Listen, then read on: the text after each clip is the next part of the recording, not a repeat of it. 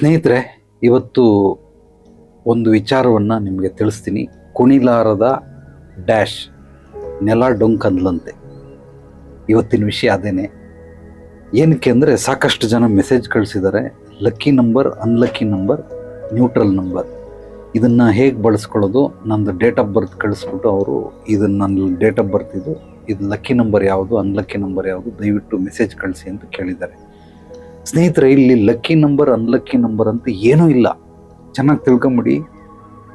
ಯಾವುದನ್ನ ನೀವು unlucky number ಅಂತೀರಾ, ಲಕ್ಕಿ ನಂಬರ್ ಅಂತೀರಾ, ಈ ಲಕ್ಕಿ ನಂಬರು ಯಾವಾಗ ಲಕ್ಕಿ ನಂಬರು, ಎಷ್ಟು ದಿವಸಕ್ಕೆ ಲಕ್ಕಿ ನಂಬರು, ಎಲ್ಲಿವರೆಗೂ ಲಕ್ಕಿ ನಂಬರು, ಇದನ್ನ ನಾವು ಬಹಳ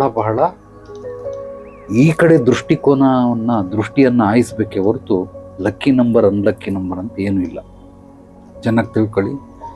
ಲಕ್ಕಿ ನಂಬರ್ ಅಂತ ನೀವೇನು ಕರಿತೀರಾ, ಒಂದು 3 ನಂಬರ್, 9 ನಂಬರ್ ಇದೆ. ಅದರಲ್ಲಿ 3 lucky, 3 unlucky, 3 neutral number. Lucky number ಅಂತ ಆಯ್ಕೊಂಡು ನೀವು ಏನೇ ಮಾಡಿದ್ರು ಅದು ಎಲ್ಲ ಲಕ್ಕಿ ನಂಬರಲ್ಲೇ ಮಾಡ್ತಾ ಹೋದರೆ ಅನ್ಲಕ್ಕಿ ನಂಬರ್ ಅಂತೇಳಿ ಏನೇನೆಲ್ಲ ಬಿಡ್ತಾ ಹೋಗಿರ್ತೀರ. ಇದು ಕೆಲವರಿಗೆ ಸಮಾಜದಲ್ಲಿ ಕೆಲವರು ಏನದು ಸಂಖ್ಯಾಶಾಸ್ತ್ರಜ್ಞರು ಅಥವಾ ನ್ಯೂಮರಾಲಜಿಸ್ಟ್ ಅಂತೇಳಿ ಇದನ್ನು ಎಲ್ಲ ತಲೆಗೆ ತುಂಬಿಟ್ಟಿದ್ದಾರೆ. ಜನರಲ್ಲಾಗಿ ಹೇಳ್ತಾ ಇದ್ದೀನಿ, 1ನೇ ತಾರೀಕಿಂದ ಹಿಡಿದು 31ನೇ ತಾರೀಕುವರೆಗೂ ಡೇಟ್ ಇರೋದು. ಕಡಿಮೆ ಅಂದರೆ 28, ಹೆಚ್ಚಂದರೆ 31. 12 ತಿಂಗಳಲ್ಲಿ ಯಾವುದೋ ಒಂದಷ್ಟು ತಿಂಗಳು 31 ಬರ್ತದೆ. ಕಡಿಮೆ ಅಂದರೆ ಫೆಬ್ರವರಿ ತಿಂಗಳಲ್ಲಿ 28 ಬರ್ತದೆ. ನೀವು ಪ್ರಪಂಚ ಅಥವಾ ಕ್ಯಾಲೆಂಡರ್ ಬಂದಾಗ್ಲಿಂದನೂ ಇದುವರೆಗೂ ನೋಡಿದ್ರೆ 365 ದಿವಸದಲ್ಲೂ ಕೂಡ ಆಕ್ಸಿಡೆಂಟ್ ಆಗಿರುವಂಥ ಘಟನೆಗಳು ನಾವು ನೋಡ್ಬೋದು. ಈಗ ಗೂಗಲ್ ಇದೆ, ಬೇಕಾದ್ರೆ ಸರ್ಚ್ ಮಾಡಿ ನೋಡಿ.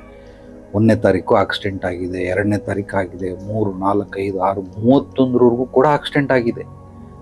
ಹಂಗಂದ್ರೆ ಎಲ್ಲವೂ ಅನ್ಲಕ್ಕಿನೇ. 31 ದಿವಸನೂ ಆಕ್ಸಿಡೆಂಟ್ ಆಗಿದೆ ಅಂದರೆ ಇಲ್ಲಿ ಲಕ್ಕಿ ನಂಬರ್ ಎಲ್ಲಿ ಬಂತು? ಎಲ್ಲವೂ ಕೂಡ ಅನ್ಲಕ್ಕಿ ನಂಬರೇ. ಸೊ ಎಲ್ಲ 31 ದಿವಸನೂ ಕೂಡ ಆಕ್ಸಿಡೆಂಟೇ ಆಗಿಲ್ಲ.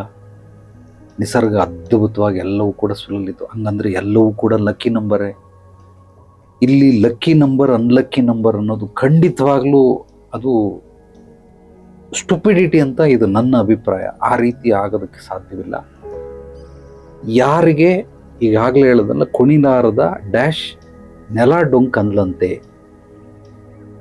ಸೊ ಕುಣಿಲಾರದವಳು ಏನು ಮಾಡ್ತಾಳೆ, ಏನೋ ಒಂದು ಕುಂಟ್ ನೆಪ ಹೇಳ್ತಾಳೆ. ಹಂಗಾಗಿರೋದ್ರಿಂದ ಇದು ಅಷ್ಟೇ ಕೂಡ ನಾನು ಹೇಳ್ತಾ ಇದ್ದೀನಿ, 1ರಿಂದ 9 ಸಂಖ್ಯೆಗಳು ಅಥವಾ 1ರಿಂದ 31ನೇ ತಾರೀಕುವರೆಗೂ ಯಾವ ದಿನವನ್ನು ಬೇಕಾದರೆ ನಾವು ಲಾಭ ಪಡ್ಕೊಳ್ಬಹುದು, ಯಾವ ದಿನದಿಂದ ಬೇಕಾದರೂ ನಾವು ನಷ್ಟ ಹೊಂದಬಹುದು, ಎಲ್ಲ ದಿನಗಳಿಂದ ನಾವು ನ್ಯೂಟ್ರಲ್ ಆಗಿ ಕೂಡ ಇರಬಹುದು. ಇದು ವಿದ್ಯೆ ಕಲೆಗಳು ಗೊತ್ತಿರೋರಿಗೆ ಮಾತ್ರ ಇದನ್ನು ಮಾಡೋದಕ್ಕೆ ಸಾಧ್ಯ. ಈಗ ಅನ್ಲಕ್ಕಿ ನಂಬರ್ ಅಂತ ಅಂತಾರೆ. ಅನ್ಲಕ್ಕಿ ನಂಬರಲ್ಲಿ ಎಷ್ಟೋ ಕೆಲಸಗಳಾಗಿರ್ತವೆ, ಎಷ್ಟೋ ಕೆಲಸಗಳು ಆಗಬೇಕು, ಅದೇ ಡೇಟಲ್ಲೇ ಆಗುತ್ತೆ. ಲಕ್ಕಿ ನಂಬರಲ್ಲಿ ಆಗೋದಿಲ್ಲ. ಆಗ ಏನು ಮಾಡ್ತೀರಾ? ಈಗ ಒಂದು ಉದಾಹರಣೆ, ಲಕ್ಕಿ ನಂಬರ್. ಗೌರ್ಮೆಂಟು ಒಂದು ಅಪಾಯಿಂಟ್ಮೆಂಟ್ ಲೆಟ್ರ್ ಕೊಡೋದಿದೆ, ನಿನಗೆ ಅಪಾಯಿಂಟ್ಮೆಂಟ್ ಕೆಲಸ ಸಿಕ್ಕಿದೆ, ಇಂಥ ದಿವಸದಲ್ಲಿ ಬಾ. ಅದು ಅನ್ಲಕ್ಕಿ ನಂಬರಲ್ಲಿ ಕರೆಸ್ತಾವ್ರೆ. ನಾನು ಹೋಗಲ್ಲ ಅಂದರೆ ಗೌರ್ಮೆಂಟ್ ಕೆಲಸ ಸಿಗೋದಿಲ್ಲ. ಮೊದಲನೇ ಹಂತದಲ್ಲೇ ಫೇಲ್ಯೂರ್ ಆಗ್ಬಿಟ್ಟ ಇವನು. ಪ್ರೈವೇಟ್ ಕಂಪ್ನಿ ಆಗಲಿ, ಗೌರ್ಮೆಂಟ್ ಅಲ್ಲ, ಇಂಥ ದಿವಸ ಬಾ ಅಂತಂದರೆ ನಾನು ಅಂಥ ದಿವಸ ಬರಲ್ಲ ಅಂತಂದರೆ, ಸೊ ನೀವು ಏನು ಮಾಡ್ತೀರಾ? ಯಾಕೆ ಬರಲ್ಲ? Unlucky number. ಅವ್ರಿಗೆ ಅನ್ಲಕ್ಕಿ ನಂಬರ್ ಅಂತ ಹೇಳ್ತೀರಾ? ಖಂಡಿತವಾಗ್ಲಿ ಹೇಳೋದಿಲ್ಲ. ಏನೋ ಒಂದು ನೆಪ ಹೇಳ್ತೀರಾ, ಸುಳ್ಳು ಹೇಳ್ತೀರಾ. ಆ ಡೇಟಲ್ಲೇ ಹೋಗಿ ಅಲ್ಲಿಂದ ಏನೇನು ಬರ್ತದೆ ಎಲ್ಲವೂ ಕೂಡ ನಾವು ಅನುಭವಿಸ್ಬೇಕೆ ಹೊರತು, ಅದನ್ನು ಎದುರಿಸ್ಬೇಕೆ ಹೊರತು, ಅದನ್ನು ಅಧ್ಯಯನ ಮಾಡಬೇಕೆ ಹೊರತು ಅದನ್ನು ಅನ್ಲಕ್ಕಿ ಡೇಟ್ ಅಂತ ತಿಳಿಸೋದ್ರಿಂದ ಯಾವುದೇ ರೀತಿ ಇದರಲ್ಲಿ ಸತ್ವ ಮಹತ್ವ ಅನ್ನೋದು ನನಗಂತೂ ಗೊತ್ತಾಗಲಿಲ್ಲ. ನಾನು ಎಷ್ಟೋ ಇಲ್ಲಿ ಬರುವಂತಹ ಕ್ಲೈಂಟ್ಗಳಿಗೆ, ಕೆಲವೊಬ್ಬರು ವಿದ್ಯಾರ್ಥಿಗಳು, ಶಿಷ್ಯಂದಿರಿಗೆ ಅವ್ರ ಕೆಲಸಗಳಾಗಬೇಕಾದ್ರೆ ಅನ್ಲಕ್ಕಿ ನಂಬರ್ಗಳಲ್ಲಿ ಇಂಥ ದಿವಸ ಮಾಡ್ಯಾ ನೀನು, ಗ್ಯಾರಂಟಿ ಈ ಕೆಲಸ ಆಗುತ್ತೆ. ಯಾರಿಗೋ ಗೌರ್ಮೆಂಟ್ ಆಫೀಸರ್ ಒಬ್ಬರು ಸೈನ್ ಹಾಕಬೇಕಾಯ್ತು. ಅವನು ಪಾಪ ಯಾರೋ ಹೇಳಿದ್ರು ಅಂತ ಲಕ್ಕಿ ನಂಬರಲ್ಲಿ ಹಾಕ್ಕೊಂಡು ಹೋದ. ಸುಮಾರು 7 ತಿಂಗಳಾದರೂ ಒಂದೇ ಒಂದು 3 ಸೆಕೆಂಡ್ ಸೈನ್ ಹಾಕೋದಕ್ಕೆ 7 ತಿಂಗಳು ಸಮಯ ತಗೊಂಡವ್ರೆ. ನಾನೆಲ್ಲ ಅಧ್ಯಯನ ಮಾಡಿ, ಇಂಥ ದಿವಸ ತಗೊಂಡೋಗಿ ಕೇಳಯ್ಯ, ಅವನು ಹಾಕೇ ಹಾಕ್ತಾನೆ ಸೈನ್ನ ಅಂತ. ಸರಿ, ಅವನು ಬಂದ, ಇಲ್ಲ ಗುರುಜಿ ಇದು ಅನ್ಲಕ್ಕಿ ನಂಬರ್ಲಿ, ಹೋಗ ಮುಚ್ಕೊಂಡು. ಯಾರು ಹೇಳಿದ ಅನ್ಲಕ್ಕಿ ನಂಬರ್? ಹೇಳಿದ ದಿವಸ ಹೋಗಿ ಹಾಕಿಸ್ಕೊಂಬ, ಖಂಡಿತವಾಗ್ಲೂ ಹಾಕ್ತಾನೆ. ಅವತ್ತು ಹಾಕ್ಲಿಲ್ವಾ, ಇನ್ನೊಂದು ದಿವಸ ಕೊಡ್ತೀನಿ, ಇಂಥ ದಿವಸ. ಗುರುಜಿ ಅದು ಅನ್ಲಕ್ಕಿ ನಂಬರೇ. ಅನ್ಲಕ್ಕಿ ನಂಬರ್ ಅಂತ ಏನಿಲ್ಲ. ನಿನಗೆ ಕೆಲಸ ಆಗಬೇಕಾದ್ರೆ ಯಾವ ನಂಬರಲ್ಲಿ ಕೆಲಸ ಆಗುತ್ತೆ ಅನ್ನೋದು ಗೊತ್ತಿರ್ಬೇಕು. ಅದು ನಿನಗೆ ಗೊತ್ತಿಲ್ಲ, ನನಗೆ ಗೊತ್ತಿದೆ, ಹೋಗಿ ಹೇಳ್ದಷ್ಟು ಕೇಳು ಅಂತೇಳಿ ಅವನಿಗೆ ಹಾಕಿಸ್ದೆ. ಮೊದಲನೇ ಸಲದಲ್ಲೇ ಸೈನ್ ಆಗೋಯ್ತು. ಅಂದರೆ 7 ತಿಂಗಳಿಂದ ಆಗದಿರೋ ಕೆಲಸ ನಾನು ಹೇಳಿದ್ಮೇಲೆ 1 ದಿವಸದಲ್ಲಿ ಆಯಿತು. ನಾನು ಹೇಳಿರೋದು ಅವನಿಗದು ಅನ್ಲಕ್ಕಿ ಅಂತ ಅನ್ನಿಸ್ತಾ ಇದೆ. ಅವನಿಗದು ಅನ್ಲಕ್ಕಿ, ನನಗಲ್ಲ. ನನಗೆ ಯಾಕೆ ಅನ್ಲಕ್ಕಿಲ್ಲ ಅಂದರೆ ನಾನು ಯಾವ ಡೇಟಲ್ಲಿ ಅವನು ಸೈನ್ ಆಗ್ತಾನೆ, ಇದು ಲಕ್ಕಿ ಅನ್ಲಕ್ಕಿ ವಿಚಾರ ಅಲ್ಲ. ವಿಷಯದ ಮೇಲೆ ಸಬ್ಜೆಕ್ಟ್ ಏನು ಸಬ್ಜೆಕ್ಟ್, ಇದು ಏನಕ್ಕೋಸ್ಕರ ಸೈನ್ ಹಾಕಬೇಕು, ಸೈನ್ ಹಾಕೋದ್ರಿಂದ ಅವನಿಗೇನು ಲಾಭ, ಯಾವ ಬಿಸ್ನೆಸ್ಗೆ ಸಂಬಂಧಪಟ್ಟಿದೆ, ಇದು ಯಾವ ಸ್ಥಳದಲ್ಲಿದೆ, ಇದ್ರ ಮೇಲೆ ನಾನು ಅಧ್ಯಯನ ಮಾಡಿ ಇಂಥ ದಿವಸ ಹಾಕು ಅಂತ ಹೇಳ್ತೀನಿ ಹೊರತು ಲಕ್ಕಿ ನಂಬರ್ ಅನ್ಲಕ್ಕಿ ನಂಬರ್. ಈಗ ಅವ್ನು ಲಕ್ಕಿ ನಂಬರ್ ಅಂತ ಕುತ್ಕೊಂಡು ಲಕ್ಕಿ ನಂಬರಲ್ಲೇ ಹೋಗ್ತಾ ಇದ್ರೆ ಖಂಡಿತವಾಗ್ಲೂ ಸೈನ್ ಹಾಕೇ ಹಾಕ್ತಾನೆ. 1 ವರ್ಷ ಆಗ್ಬೋದು, 2 ವರ್ಷ ಆಗ್ಬೋದು, 3 ವರ್ಷ ಆಗ್ಬಹುದು. ಈಗ ನನ್ನ ಹತ್ರ ಅವನು ಬಂದಿದ್ದು ಸೋಮವಾರ, ಗುರುವಾರ, ಶುಕ್ರವಾರ ಸೈನ್ ಹಾಕಿ ಮುಗಿದೋಯ್ತು. ಅಂದರೆ ಸೋಮವಾರ 5 ದಿವಸದಲ್ಲಿ ಮುಗಿದೋಯ್ತು. 7 ತಿಂಗಳಿಂದ ಆಗದೆ ಇರೋಂಥ ಕೆಲಸಗಳು ಕೇವಲ 5 ದಿವಸದಲ್ಲಿ ಮುಗೀತು. ಇದು ಹೇಗೆ? ಈಗ ಅನ್ಲಕ್ಕಿ ನಂಬರಲ್ಲಿ ಅವನ ಪ್ರಕಾರ ಕೆಲಸ ಆಗಬಾರ್ದಾಗಿತ್ತು, ಆದರೆ ಕೆಲಸ ಆಗೋಯ್ತು. ಯಾಕಾಯ್ತು ಕೆಲಸ? ಸೊ ಗೊತ್ತಿಲ್ಲದೆ ಇರೋರು ಈ ರೀತಿ ಮಾಡ್ತಾರೆ ಹೊರತು ಖಂಡಿತವಾಗ್ಲೂ ಲಕ್ಕಿ ಅನ್ಲಕ್ಕಿ ಅನ್ನೋದಕ್ಕೆ ಸಾಧ್ಯವೇ ಇಲ್ಲ. ನನ್ನ ಅಧ್ಯಯನದ ಪ್ರಕಾರ lucky number, unlucky number, neutral number ಅಂತ ಇರ್ತದಲ್ಲ, ಇದು ಪ್ರತಿ ದಿನ ಬದಲಾಗುತ್ತೆ, ಪ್ರತಿ ಕ್ಷಣದಲ್ಲಿ ಬದಲಾಗುತ್ತೆ, ಪ್ರತಿ ಗಂಟೆಯಲ್ಲಿ ಬದಲಾಗುತ್ತೆ, ಪ್ರತಿ ನಿಮಿಷದಲ್ಲಿ ಬದಲಾಗುತ್ತೆ, ಪ್ರತಿ ವಾರ, ತಿಂಗಳು, ವರ್ಷ, ಪ್ರತಿ ಜನ್ಮದಲ್ಲೂ ಕೂಡ ಬದಲಾಗ್ತಾ ಇರ್ತಾರೆ. ಇದನ್ನ ನಾವು ನಿರಂತರವಾಗಿ ಒಂದೇ ಇಷ್ಟೇ ಲಕ್ಕಿ ನಂಬರು ಸಾಯೋವರೆಗೂ ಇದೇ ಇರ್ತದೆ, ಇದೇ ಅನ್ಲಕ್ಕಿ ನಂಬರ್ ಸಾಯೋವರೆಗೂ ಇದೇ ಇರ್ತದೆ, ಇದು ನ್ಯೂಟ್ರಲ್ ನಂಬರ್ ಸಾಯೋವರೆಗೂ ಇದೇ ಇರ್ತದೆ, ಇರೋದಿಲ್ಲ, ಖಂಡಿತವಾಗ್ಲೂ ಇರೋದಿಲ್ಲ. ಇದು ನನ್ನ ಅನುಭವ. ಲಕ್ಕಿ ನಂಬರ್ ಆ ಕ್ಷಣದಲ್ಲಿ ನೀನು ಎಲ್ಲಿದೆಯಾ, ಏನು ಕೆಲಸ ಮಾಡ್ತಾ ಇದೆಯಾ, ಯಾವ ರೀತಿ ವ್ಯವಹಾರ ಮಾಡ್ತಾ ಇದೆಯಾ, ಯಾವ ಸ್ಥಳದಲ್ಲಿ ಯಾರ ಜೊತೆ ವ್ಯವಹಾರ ಮಾಡ್ತಾ ಇದೆಯಾ, ಅದ್ರ ಮೇಲೆ ಇದು ಲಕ್ಕಿ ಅನ್ಲಕ್ಕಿ ನ್ಯೂಟ್ರಲ್ ನಂಬರ್ಗಳು ಏರುಪೇರುಗಳಾಗ್ತವೆ ಹೊರತು ಲಕ್ಕಿ ನಂಬರ್ ಜೀವನ ಪರ್ಯಂತ ಅದೇ ಲಕ್ಕಿ ನಂಬರ್ ಆಗಿರೋದಕ್ಕೆ ಸಾಧ್ಯವೇ ಇಲ್ಲ. ಇದನ್ನು ಚೆನ್ನಾಗಿ ಅರ್ಥ ಮಾಡ್ಕೊಳ್ಳಿ. ನಾನು ಹೇಳುವಂಥ ವಿಚಾರಗಳನ್ನು ನೀವು ಮನನ ಮಾಡಿ. ನಾನು ಹೇಳಿದ್ದೆಲ್ಲ ನಿಜ ಅಂತ ತಿಳ್ಕೊಂಬೇಡಿ. ನಿಮಗೆ ಬುದ್ಧಿ ಕೊಟ್ಟಿದ್ದಾನೆ, ಜ್ಞಾನ ಕೊಟ್ಟಿದ್ದಾನೆ, ಇದನ್ನು ತಿಳ್ಕೊಳ್ಳಿ. ಎಷ್ಟು ಜನ ಲಕ್ಕಿ ನಂಬರ್ ಅಂತ ತಗೊಂಡು ಆಕ್ಸಿಡೆಂಟ್ ಆಗಿದೆ. ನಾನು ಸಾಕಷ್ಟು ಜನ ನೋಡಿದ್ದೀನಿ ಲಕ್ಕಿ ನಂಬರಲ್ಲಿ ಆಕ್ಸಿಡೆಂಟ್ಗಳಾಗಿರೋದು. ಹಂಗಾಗಿರೋದ್ರಿಂದ ಎಲ್ಲವೂ ಕೂಡ ಅಂದರೆ ಲಕ್ಕಿ ತಗೊಂಡ್ರೂ ಆಗುತ್ತೆ, ಲಕ್ಕಿ ತಗೊಂಡ್ರೂ ಆಗುತ್ತೆ, ಎಲ್ಲ ದಿಸಗಳಲ್ಲೂ ಆಗುತ್ತೆ.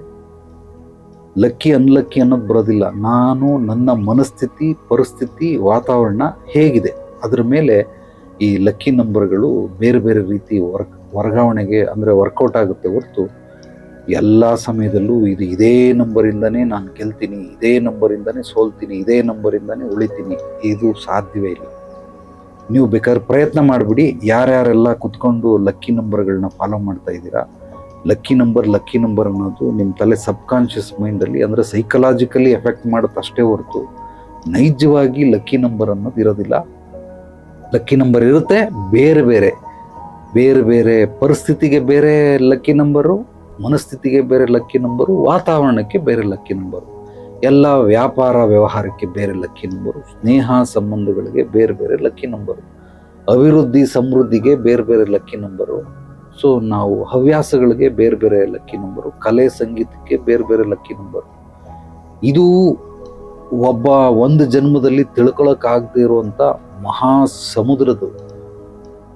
ಇಲ್ಲಿ ನಿಸರ್ಗದಲ್ಲಿ ಒಂದು ಪರಮ ಸತ್ಯವನ್ನ ನಾನು ಕಂಡುಕೊಂಡಿರೋದನ್ನ ನಿಮ್ಗೆ ಹೇಳ್ತೀನಿ, ಕೇಳಿಸ್ಕೊಳ್ಳಿ. 2 ಡಿಜಿಟ್ಸ್ 1 or 2 ಅದನ್ನ 2 ಸಲ ಬರೆಯೋಕ್ಕಾಗೋದು. 1, 2 ಅಥವಾ 2, 1 ಬರಿಬೋದು. 1, 2, 3 ಇದನ್ನ ನಾವು 3 ಸಲ ಬರಿಬೋದು. 1, 2, 3, 2, 3, 1, 3, 2, 1 ಹಿಂಗೆ ಬರ್ಕೊಳ್ಬೋದು. ಅದೇ ಥರ 4ನ ಎಷ್ಟು ಸಲ ಬರಿಬೋದು, 5ನ ಎಷ್ಟು ಸಲ ಬರೀಬೋದು. ಆ ಥರ ನಿಸರ್ಗದಲ್ಲಿ 108 ಡಿಜಿಟ್ಸ್ ಇದೆ. ಈ 108 ಡಿಜಿಟ್ಸ್ಗಳಿಗೆ ಪಾಸ್ವರ್ಡ್ಗಳು ಎಷ್ಟು ಬರ್ತವೆ ಅಂದರೆ ಕೋಟ್ಯಾಂತರ ಪಾಸ್ವರ್ಡ್ಗಳು ಬರ್ತವೆ. ಆ ಪಾಸ್ವರ್ಡ್ಗಳನ್ನೆಲ್ಲ ಹ್ಯಾಕ್ ಮಾಡೋದಕ್ಕೆ ಯಾವುದೇ ಕಂಪ್ಯೂಟರ್ ಆಗಲಿ, ಯಾವುದೇ ಬ್ರೈನ್ ಆಗಲಿ ಉಪಯೋಗ ಬರೋದಿಲ್ಲ. ಆದ್ದರಿಂದ ನಿಸರ್ಗನ ಅಧ್ಯಯನ ಮಾಡೋಕ್ಕಾಗಲ್ಲ. ಕಾರಣ ಏನು ಅಂತಂದರೆ ಸಮುದ್ರನ ನಾನು ನಿನಗೆ ಕೊಡ್ತೀನಿ, ಆ ನೀರನ್ನ ತೊಗೊಂಡೋಗಿ ಎಲ್ಲ ಹಾಕ್ತೀಯ ಭೂಮಿ ಮೇಲೆ ಸಮುದ್ರ 70% ಇದೆ ನೀರು, ಇನ್ನು ಮಿಕ್ಕಿದ ಭೂಮಿ ಕೇವಲ 30% ಇದೆ. ಸಮುದ್ರದ ನೀರನ್ನ ನಾನು ನಿನಗೆ ಕೊಡ್ತೀನಿ ಅಂತಂದರೆ ಅದನ್ನ ತಗೊಂಡೋಗಿ ಎಲ್ಲ ಹಾಕ್ತೀಯ, ಎಲ್ಲೂ ಹಾಕೊಳ್ಳೋಕ್ಕಾಗಲ್ಲ, ಅದು ಸಮುದ್ರದಲ್ಲೇ ಇರಬೇಕು. ಬೇರೆ ಯಾವುದು ನಮಗೆ ಆಪ್ಷನ್ ಇಲ್ಲ. ಅದೇ ರೀತಿ ಪ್ರತಿಯೊಂದು ಈಗ ನಾನು ಹೇಳ್ತಾ ಇರೋಂಥದ್ದೆಲ್ಲವೂ ನಿಸರ್ಗದ ಮುಂದೆ ನಾವು ಬಹಳ ಧೂಳಿಗೆ ಸಮ. ಅಂದರೆ ಒಂದು ಸಾಸಿವೆ ಒಂದೇ ಒಂದು ಧೂಳಿನ ಕಣಕ್ಕೂ ಸಮ ಇಲ್ಲ. ಆಟಮ್ ಅಂತಾರಲ್ಲ ಪರಮಾಣು, ಅದಕ್ಕಿಂತ ನಾವು ತುಚ್ಛವಾಗಿ ಕಾಣ್ತೀರಿ ಹೊರತು ನಿಸರ್ಗದ ಮುಂದೆ ನಾವು ನಿಸರ್ಗನೇ ಎದುರಿಸ್ತೀರಿ ಅಂದರೆ ಸಾಧ್ಯವೇ ಇಲ್ಲ. ಆದ್ರಿಂದ ಇದನ್ನೆಲ್ಲ ಅಧ್ಯಯನವನ್ನು ಮಾಡೋದು ಬಿಟ್ಟು ಏನು ಮಾಡ್ಬೇಕು ಇದಕ್ಕೆ, ಅದನ್ನು ಕೂಡ ಕೇಳಿದರೆ ಇದನ್ನೆಲ್ಲ ಬಿಟ್ಬಿಡಿ ಅಂದರೆ ಅದನ್ನೆಲ್ಲ ಏನು ಮಾಡಬೇಕು. 3 ಅತ್ಯದ್ಭುತವಾದ ಬ್ರಹ್ಮ ರಹಸ್ಯಗಳನ್ನು ತಿಳಿಸ್ತೀನಿ, ಅದನ್ನು ತಿಳ್ಕೊಳ್ಳಿ. ಮೊದಲನೇದು ತೋಳ್ಬಲ, 2ನೇದು ಮನೋಬಲ, 3ನೇದು ಆತ್ಮಬಲ. ಇದ್ರ ಕಡೆ ಗಮನ ಕೊಡಿ. ನಿಮಗೆಲ್ಲ ಜ್ಯೋತಿಷ್ಯ, ಸಂಖ್ಯಾಶಾಸ್ತ್ರ, ವಾಸ್ತುಶಾಸ್ತ್ರ ಎಲ್ಲವೂ ಕೂಡ ಇದರಲ್ಲೇ ಅಡಕವಾಗಿದೆ. ಆ ರಹಸ್ಯಗಳೆಲ್ಲ ಇದರಲ್ಲೇ ಇದೆ. ದೈಹಿಕ ಬಲ, ದೈಹಿಕ ಬಲ ಅಂದರೆ ಏನು? ಆರೋಗ್ಯ ಚೆನ್ನಾಗಿ ಮಾಡ್ಕೊಳ್ಳಿ, ಎಕ್ಸಸೈಸ್ ಮಾಡಿ, ಒಳ್ಳೆ ಆಹಾರ ತಿನ್ನಿ, ವಾಯು ವಿಹಾರ ಮಾಡಿ, ಅಂದರೆ ಬೆಟ್ಟ ಗುಡ್ಡ ಗಾಳಿ ನಿಸರ್ಗ ತಾಣದಲ್ಲಿ ಹೆಚ್ಚಾಗಿರಿ. ಶಾರೀರಿಕವಾಗಿ ದಿನಕ್ಕೆ 1 ಲೀಟರ್ ಬೆವರನ್ನು ಹೊರಗರಿಸಿ. ಇದು ದೈಹಿಕ ಬಲ. ದೈಹಿಕ ಬಲದಿಂದ ಆರೋಗ್ಯ ಅಭಿವೃದ್ಧಿ ಆಗುತ್ತೆ. ಮಾನಸಿಕ ಬಲ, ಮಾನಸಿಕ ಬಲದಿಂದ ಈ 3 ಬಲಗಳಲ್ಲಿ ಮಾನಸಿಕ ಬಲ ಬಹಳ ಬಹಳ ಮುಖ್ಯ. ಇದು ವಿಷ್ಣು. ದೈಹಿಕ ಬಲ ಬ್ರಹ್ಮ, ಮಾನಸಿಕ ಬಲ ವಿಷ್ಣು, ಆತ್ಮಿಕ ಬಲ ಮಹೇಶ್ವರ. ಮಾನಸಿಕ ಬಲ ಇದೆಯಲ್ಲ, ಇದು ಎಲ್ಲ ರೀತಿ ಸಮಸ್ಯೆಗಳಿಗೂ ಪರಿಹಾರ ಇದೇನೆ ಮಾನಸಿಕ ಬಲ. ಆದ್ರಿಂದ ಪವರ್ಫುಲ್ ಮೈಂಡನ್ನು ನೀವು ಮಾಡ್ಕೊಳ್ಬೇಕೆ ಹೊರತು ಈ ರೀತಿ ಯಾವುದೋ ವಾಸ್ತುಗೆ, ಜ್ಯೋತಿಷಕ್ಕೆ, ಸಂಖ್ಯಾಶಾಸ್ತ್ರಕ್ಕೆ, ಇನ್ನೊಂದು ಯಾವುದೋ ಎಲೆಡಕೆ ಶಾಸ್ತ್ರಕ್ಕೆ, ಅಂಜನಾ ಶಾಸ್ತ್ರಕ್ಕೆ, ಇಂಥ ಅತ್ಯದ್ಭುತವಾದ ಮಹಾಸಮುದ್ರ ಬ್ರಹ್ಮಾಂಡವನ್ನು ಈ ಬೆಕ್ತಗಳಕ್ಕೆ ಎಮ್ಮೆ ಮಾರಿದ್ರು ಅಂತಾರಲ್ಲ, ಆ ರೀತಿ ₹1 ಇಸ್ಕೊಳ್ಳೋಕ್ಕೆ 10 ಕೋಟಿ ಮಾರಿದ್ನಂತೆ. ಆ ರೀತಿ ಆಗೋಯ್ತು. ನಿಮ್ಮ ಮನೋಬಲವನ್ನು ಇದು ಯಾವುದೋ ಸಾಸಿವೆ ಗಾತ್ರದ ವಸ್ತುಗಳಿಗೋಸ್ಕರ ನೀವು ಅಡ ಇಟ್ಬಿಟ್ರೆ, ಅಂಥವಕ್ಕೆ ಹೋಗ ನೀವು ನೇತಾಕೊಂಬಿಟ್ರೆ ಏನು ಪ್ರಯೋಜನ ಇಲ್ಲ. ಆತ್ಮಿಕ ಬಲ, ವಿಲ್ ಪವರ್, ಏನು ಬೇಕಾದರೂ ಮಾಡ್ತೀನಿ, ಹೆಂಗೆ ಬೇಕಾದರೂ ಎದುರಿಸ್ತೀನಿ, ಇದನ್ನು ಚೆನ್ನಾಗಿ ಇಟ್ಕೊಳ್ಳಿ. ಮನುಷ್ಯನಿಗೆ ಕೆಲವರೆಲ್ಲ ದೇವ್ರ ಹತ್ರ ಹೋಗಿ, ದೇವರೇ ನನಗೆ ಮದುವೆ ಮಾಡಿಸ್ಬಿಡು, ದೇವರೇ ನನಗೆ ವ್ಯಾಪಾರ ಅಭಿವೃದ್ಧಿ ಮಾಡಿಸ್ಬಿಡು, ದೇವರೇ ನನಗೆ ಸೈಟ್ ತಗೊಬೇಕು, ಮನೆ ತಗೊಬೇಕು, ಹಿಂಗೆಲ್ಲ ಕೇಳ್ತಾರೆ. ನನಗೆ ಆ ಸಮಸ್ಯೆ ಇದೆ, ಬಗೆಹರಿಸ್ಬಿಡಿ ಈ ಸಮಸ್ಯೆ. ಇದೆಲ್ಲ ಕುಚೇಷ್ಟೆಗಳು. ಖಂಡಿತವಾಗ್ಲೂ ಇದರಿಂದ ಏನೂ ಪ್ರಯೋಜನ ಇಲ್ಲ.